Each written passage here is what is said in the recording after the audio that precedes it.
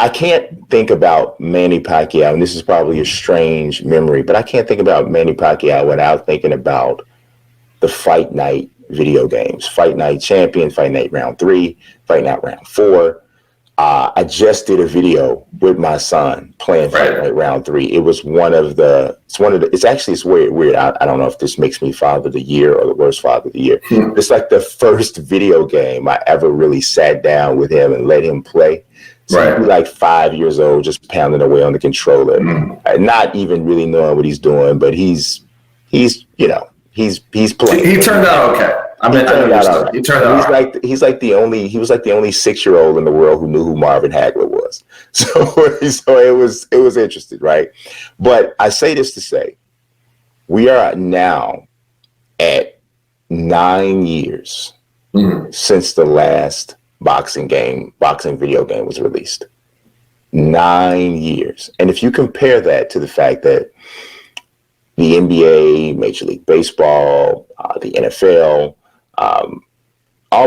most every other sport has an annual representation. Perhaps a more close, relative to this is the UFC. The UFC is on an 18 to 24 month cycle, but it's still a regular release.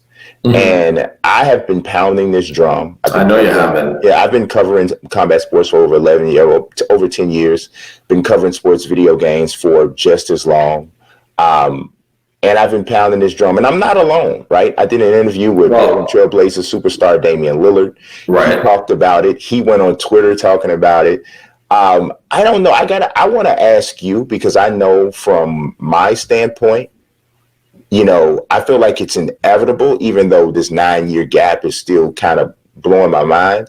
What do you think? And I know you're not a gamer, but I know you're into the business. Right. What do you think would have to happen for somebody to sign off? So first and foremost, the turnover in boxing with regard to champions is at such a greater rate that it's hard to really keep the relevancy. What I mean by that is a championship could turn over the course of a year 2 or 3 times, depending on who the champions are and the challengers. And we have 4 sanctioning bodies. I think the previous games included more historically iconic fighters. And so what you had, generational fighters that were fighting against each other. And now, you go and you do the development of the game. By the time you develop the game to the release date, some of the people could just be one and done, one-hit wonders, ancient news. A lot of things could take place. I think what would have to happen is there would have to be this generational scenario where you would have to cover a span of X amount of years and take the people that really kind of had a successful long-term reign, and that's where I think the relevance would be, because you understand what I'm saying. You got the 16 weight classes with 4 belts. You got 60. You have. But here's the thing, and I hear what you're saying, and I'm not saying that there's no validity to it. Right. But I think that's the problem. Brian, let me ask you this. Hold on. Okay, let's just do this. Let's just pick 4 weight classes. Let me stop you there, because I think we're going down the wrong street, and I think this is what you're saying right now is the reason we don't have one. And I think because am I the bad guy? No, it's not that. What it is the people who are making the decisions are not gamers. Okay, but hold on. And so they think that this sort of thing matters. I get it, but here's the thing. So then I didn't get to make my whole point.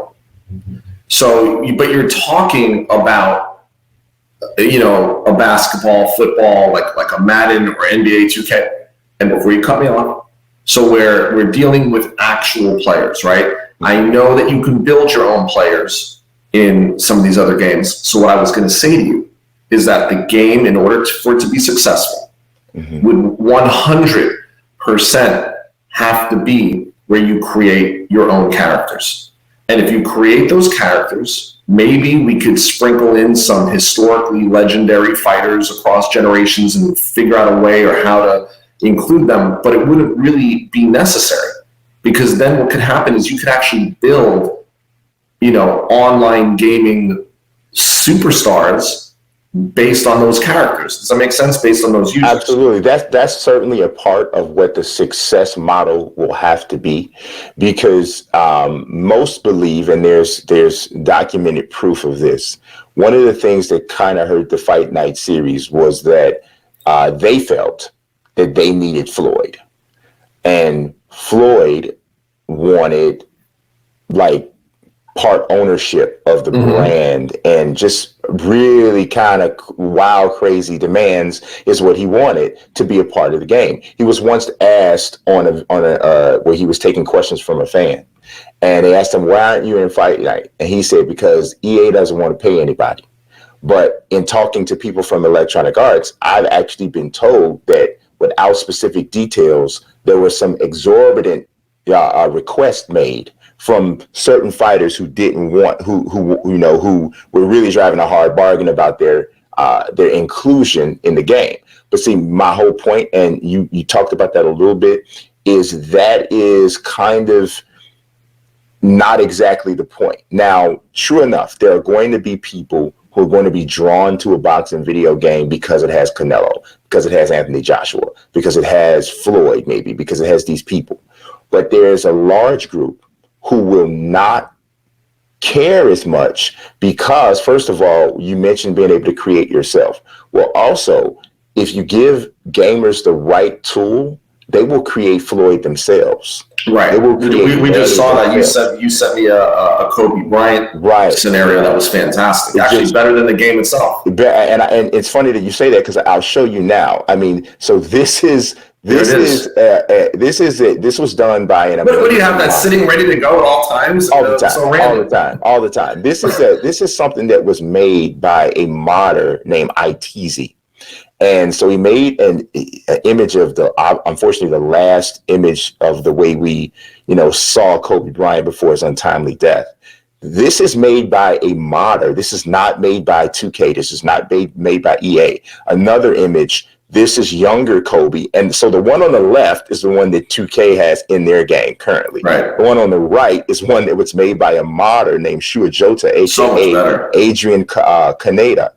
So this is what you have, the talent you have at home. And here's the thing: most laymen are going to see that. Yeah. Well, honestly, there is one. Sign them up. Let's get going. There's one modder who I did work with who did ultimately end up getting hired by 2K. So this is essentially the gaming developer, all they really need to do is make the gameplay itself tight, where it's addictive and there's a competitive edge to it. And then you need to create a creation tool that you can give to your gamers and say, make what you want. And if that were to be the case, then what I would say is you would basically have the opportunity to build a fighter from the ground up. Mm-hmm. Now, maybe the one thing we could do to add something that is historical, that kind of creates like an anchor, is maybe we have some historically successful trainers. So then maybe depending on the trainer that the fighter works with and the training regimen, that would all have to go into the success of the fighter. Absolutely. I mean, that's part of it. All of those things from a career building standpoint. The esports scene is very important for this concept.